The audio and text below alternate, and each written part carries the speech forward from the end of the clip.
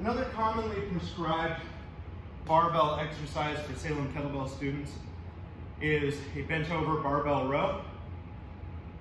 You start off with your conventional deadlift stance, except the bar is now going to be over the big toe joint rather than being back up against the shins.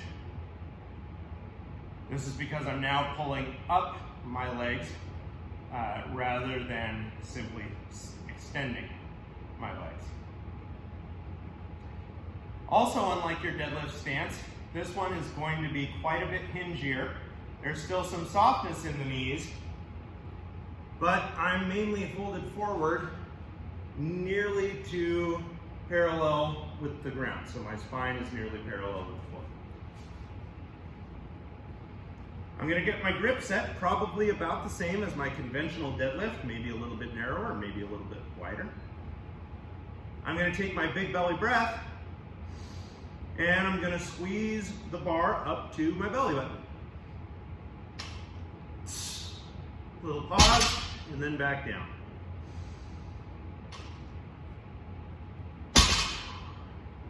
Now it's going to have to move around the knees a little bit, which a one-arm kettlebell row will not. You'll also have a wider stance for that one-arm kettlebell row.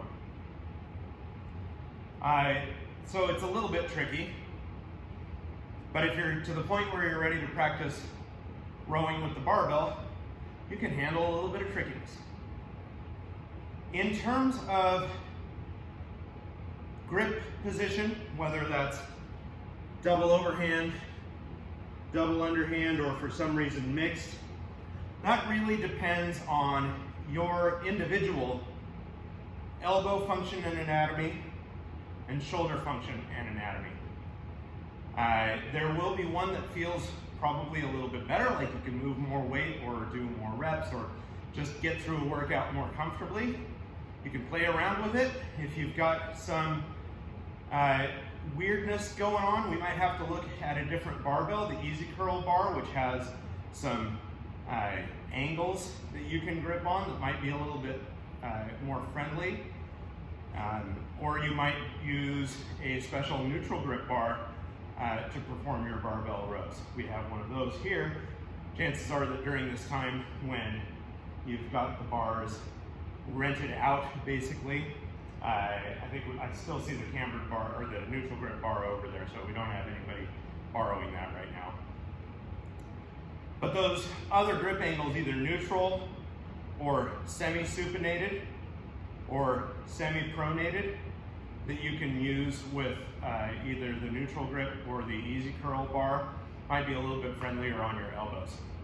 But if you can handle a straight bar, go for a straight bar. Double overhand, double underhand, really doesn't matter to me.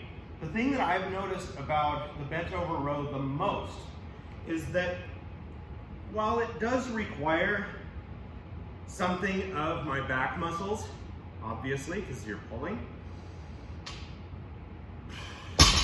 and although it does require something of my hamstrings because of the position, this is just a tremendous abdominal strength exercise. The bracing that occurs before you pull, just by virtue of taking a big belly breath, creates such a strong contraction in the abdomen as soon as that bar leaves the floor. I think that if you can use a barbell for a bent over row, it can teach you some stuff about tension. Same thing with the barbell good morning, which I may not actually make a demo video of because we don't do it very often, but there's something to be said for bracing against spinal flexion or spinal hyperextension that really engages the trunk muscles. And if you have engaged your trunk muscles sufficiently during your bracing stage, and you've got your grip on the bar, you can do just about whatever lift you want and be safe and be strong, no matter what the strength of your appendages is.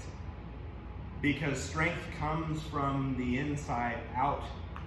It's a systemic thing. It's not a I have a strong bicep or I have a strong tricep thing. If you get to an elite level of strength sport, you might find that yes, there are some imbalances there. I've got a stronger bicep because I'm an arm wrestler, or I've got strong internal rotation because I'm an arm wrestler, or I've got stronger triceps because I'm an Olympic lifter who basically only lifts things off the ground and over my head, or I have a imbalance between my hamstrings and my quads because I'm a deadlift only competitor, or whatever. But there's not a whole lot of that imbalance that's going to sneak into your everyday athlete if they simply use breath and grip to make the trunk steady when they lift.